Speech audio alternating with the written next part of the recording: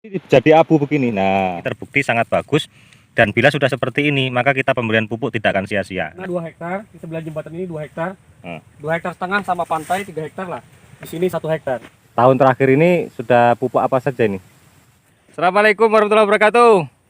Oke, kali ini kita jalan-jalan dulu ke tempat Bapak Freddy ya. Pemilik kebun di area tanah berpasir ya Pak ya. Kita jalan kaki ke sana, nanti menelusuri jalan setapak ini ya. Ya. Semangat berkebun ya. Ya, semangat.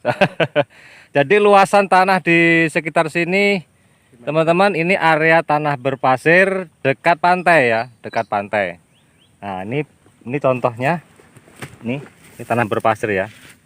Nah, ya. Asli ya. Tanah berpasir. Nah, nanti kita jalan-jalan dulu memantau area ini seperti apa. Yuk, kita jalan-jalan dulu.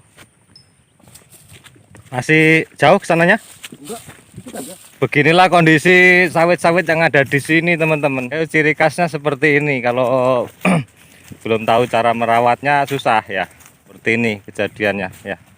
Ciri khasnya di tanah berpasir di sini, di area ini berpasir kemudian rawa. Nah, itu lain lagi teman-teman. Dia juga akan terkena pasang surutnya daripada air pantai. Nah, celakanya sudah berpasir tapi tergenang air.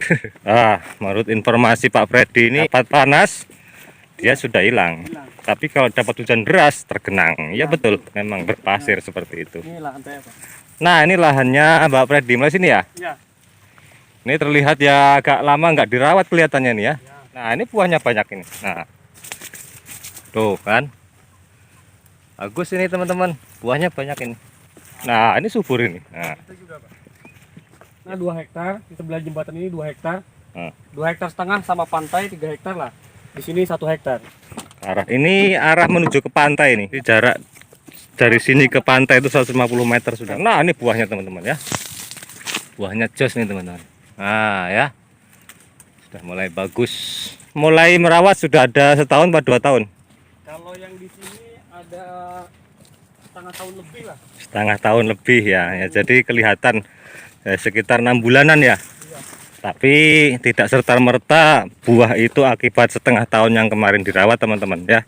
Itu juga karena hujan lumayan dapat ya. Nah, ini contoh buahnya teman-teman ya. Itu agak lumayan besar juga.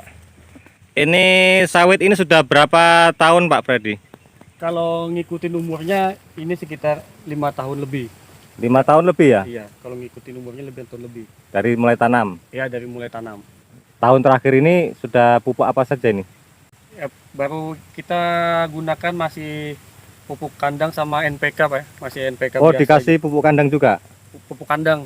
Ya, Oh. karena tanahnya berpasir ini. Mana pupuk kandangnya? Pupuk kandangnya sudah habis, kemarin langsung ditebur aja. Oh, ditabur ya, pupuk Iya. kandangnya ditabur teman-teman. Iya, Jadi sudah bukan habis di- modelnya. bukan di ini. Serap habis ya. Iya. Jadi pupuk kandangnya ditabur begitu. Tabur, Berapa sak satu pohon? Kalau dulu masih awal-awal itu setengah sak. Nah, sak setengah sak ya. Jadi Iya. satu pohon setengah sak untuk lahan ini ya. Iya. Satu pohon setengah sak. Kalau Itu sekarang ini mau 1 sak ini. Lagi sekarang mau pesan 1 kita. sak. Nah, setelah di pupuk kandang itu apalagi yang sudah masuk ini? Cuma NPK aja, Pak. Jadi belum ada yang lain. NPK berapa itu? 16 itu aja. Oh, mutiara. Iya, cuman sedikit aja, nggak sampai 1 kilo. Setengah kilo? Ya, setengah kiloan kurang lah. Oh, Iya, jadi yang sedikit masuk aja. itu ya? Ya, itu aja. Jadi di lahan ini masuk yang pertama untuk yang 6 bulan terakhir ini ya. Ya, itu aja. 6 bulan terakhir ini yang Kandang masuk setengah. adalah pupuk kandang setengah karung, setengah sak, kemudian pupuk NPK 16 mutiara Nggak sampai setengah kilo. enggak sampai setengah kilo, anggap aja 300 gram ya. Iya. 300 sampai 400 gram. Segitu ya untuk lahan ini. Oke teman-teman, mungkin itu tapi sudah menghasilkan buah juga ya. Hanya pupuk itu aja sudah bagus ya. Cuman dari 3 hektar dapatnya kemarin 960 kilo aja. Gimana Pak? Dari 3 hektar lahan ini semuanya karena pupuknya mungkin sedikit ya kan, Iya, iya, menghasilkannya iya. cuman 960 kilo aja 3 hektar ini.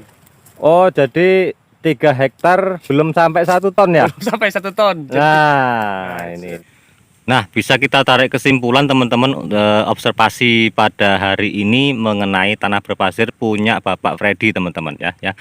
Yang pertama adalah tanah Mas Freddy ini berbeda dengan tanah yang sebelumnya yang kita lewat tadi, yang sawitnya kurus-kurus ya.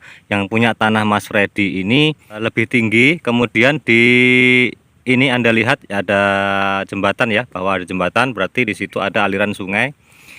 Sebenarnya rawa, tapi air yang ada di atas ini itu bisa terjun ke arah rawa tersebut. Maksudnya ini gundukan ya, dataran tinggi, kemudian situ dataran rendah membentuk seperti anak sungai. Nah, kalau yang di tempat yang tadi adalah dia modelnya melebar, jadi rawa bentuknya melebar, maka itu akan lebih susah untuk subur sawitnya. Jadi intinya apa? Berarti tanah berpasir itu membutuhkan semacam parit ya. Kita buatkan parit agar air itu tidak menggenang. Nah, seperti itu. Karena kalau air itu menggenang di area persawitan, maka tanah yang ada di genangan itu akan menjadi jenuh ya. Jika tanah itu jenuh dengan air, maka penyerapan unsur hara tidak akan bisa ya. Tidak maksimal, bahkan tidak akan bisa. Itu yang pertama. Untuk kesimpulan yang kedua, yaitu bahwa kalau kita lihat di tanahnya Mas Freddy ini terlihat banyak kotoran-kotoran cacing ya. Nah, ini yang kita perlukan teman-teman ya. Banyak kotoran-kotoran cacing yang ada di sini. Ini menandakan bahwa tanah ini tanah berpasir ini bagus, sangat bagus ya, sangat optimal. Nah, kenapa pohonnya seperti ini? Ya karena Bapak Freddy-nya belum maksimal dalam merawatnya ya, belum memberikan pupuk secara optimal. Itu terbukti dari keterangan Pak Freddy-nya sendiri ya. Jadi sebenarnya yang dibutuhkan memang seperti ini. Jadi tanah ini, tanah berpasir itu sudah bisa ada kehidupan lain ya, mikroba-mikroba termasuk binatang-binatang kecil pengurai seperti cacing contohnya, itu mau berdiam diri di area piringan ini. Nah, itu salah satu hal yang sangat kita perlukan di area berpasir, dan ini terbukti sangat bagus. Dan bila sudah seperti ini, maka kita pemberian pupuk tidak akan sia-sia. Nah, itu untuk kesimpulan yang kedua. Yang ketiga adalah saya melihat satu pohon yang kecil ini, yang agak kecil ini adalah sangat menawan, hijau, dan bentuknya juga sangat bagus ya, sangat bagus bentuknya. Saya nggak tahu ini sulaman atau tidak. Yang jelas sawit di tempat berpasir itu biasanya pada saat masih keadaan kecil dia terlihat subur ya. Dia akan terlihat subur karena apa? Karena unsur hara yang ada di area piringan ini sangat melimpah. Nah, contoh seperti ini ya. Masih banyak sekali humus-humus yang ada di sini ya. Otomatis ini kebutuhan daripada pasokan unsur hara untuk tanaman yang kecil di tanah berpasir pun itu juga masih mencukupi. Nah, ini apalagi kemarin sudah dipupuk walaupun sedikit. Jadi sedikit itu untuk tanaman yang kecil juga sudah cukup. Namun untuk tanaman yang sudah besar itu akan kurang. Nah, ini contoh karakteristik jika tanah berpasir teman-teman. Jadi pada saat awal penanaman dia akan terlihat subur karena unsur hara di wilayah itu masih tersedia untuk tanaman tersebut. Nah, berikutnya adalah bahwasanya di lahan ini baru dipupuk dengan kohe ayam 6 bulan terakhir itu hanya setengah karung ya. Hanya setengah karung, kemudian diberikan pupuk NPK 16 mutiara katanya ya, itu juga baru kurang dari setengah kilo. Nah, ya jadi kurang maksimal dalam pemberian pupuk, sehingga performa daripada pohon yang sudah besar itu juga kurang memuaskan ya. Sehingga kejadiannya juga seperti ini. Jadi kedepannya harus diberikan pupuk yang lebih maksimal lagi untuk pembentukan daun pelepah yang lebih bagus dan pembentukan buah yang lebih optimal. Untuk yang berikutnya yaitu terlihat jelas bahwa sangat kekurangan unsur hara dari semua unsur ya, dari semua unsur. Jadi tidak untuk monoton satu unsur saja. Kita tidak bisa bilang bahwa ini adalah hanya kekurangan dolomit, ini hanya kekurangan KCl, ini hanya kekurangan nitrogen, tidak, tapi semuanya ya. Bahwa KCl-nya juga ia sangat kelihatan nampak seperti contoh berikut ini ya. Ini sudah nyata kekurangan KCl karena kurang nitrogen, iya juga. Kemudian bagian-bagian seperti ini nyata sudah kelihatan kekurangan magnesium ya. Ini sudah jelas. Jadi kompilasi ya teman-teman. Jadi semuanya memang kurang unsur hara untuk semuanya. Nah, maksud saya begini teman-teman, bahwa pemberian unsur hara di area lahan berpasir itu justru harusnya lebih banyak ketimbang unsur hara yang diberikan kepada lahan mineral. Berikutnya adalah panen yang dihasilkan itu kurang maksimal ya, kurang maksimal. Dari 3 hektar sawit yang dipelihara ini hanya menghasilkan paling tinggi itu 900 kilo atau 9 kintal dari 3 hektar ya. Otomatis ini sangat kurang sekali, padahal paling tidak 1 hektar 1 ton itu sudah bagus ya, dinilai bagus. 1 ton itu dinilai sudah berhasil dalam pemeliharaan kelapa sawit. Nah, adapun misalkan dipanen pun, besarnya buah pun kemungkinan tidak berbobot dengan maksimal ya, karena buah ini tidak disokong dengan pupuk yang maksimal pula. Nah itu teman-teman. Ada kan yang besar-besar itu, nah itu 50 meter itu dari sana itu nggak boleh. Nah ini sudah. Wah, coba Anda lihat ini. Ini kelihatannya tanah teman-teman, tapi ini pasir ini. Nah ya, ini pasir. Tuh, ya, nih, yang jatuh nih, tuh, ya, pasir. Ya. Bagian yang terlihat sekali teman, bagian yang bawah ini masih endapan daripada air ya. Nih, endapan daripada air. Yang atas mengering. Nah, sedangkan yang kita tanam itu area atas. Ya, area atas. Nah, ciri khas daripada tanaman tumbuhannya saja, rumput-rumputannya aja seperti ini ya. Untuk subur sangat hijau itu susah. Karena terkendala dengan air. Nah ini teman-teman ya. Nah ini kan kering. Nah, ya kalau sebentar aja kena matahari ya, ini jadi abu begini. Nah modelnya begini. Ini ya. Nah ini lihat ya. Nah pecah ya, pecah, modelnya pecah. Beda sama yang kena air. Kalau kena air itu tidak pecah teman-teman. Nah, ya. Nah dia seperti kompos, bisa diginikan ya.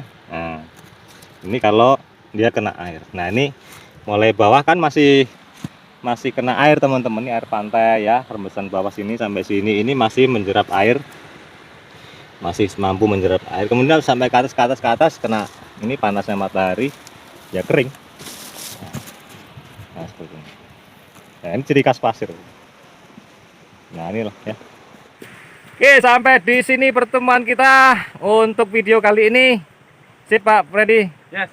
Ya, nanti kita lanjut untuk pembahasan materi tentang bagaimana budidaya sawit di lahan berpasir untuk menghasilkan buah yang melimpah ya teman-teman, terutama untuk perkebunan kelapa sawit. Sampai di sini semoga bisa menjadi inspirasi video-video yang saya bagikan kepada Anda semua. Assalamualaikum warahmatullahi wabarakatuh. Dah.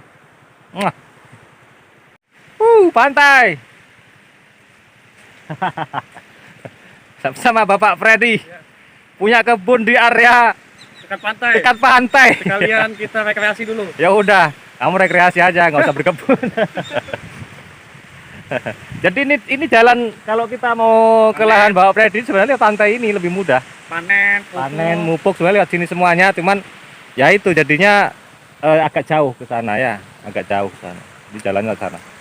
Nah, ini kebunnya di sini. Nah, kita tadi nerabas ya. Nah, ini pantai teman-teman. Siapa yang biasa ke pantai? Pantai Satui. Ini Pantai Satui teman-teman.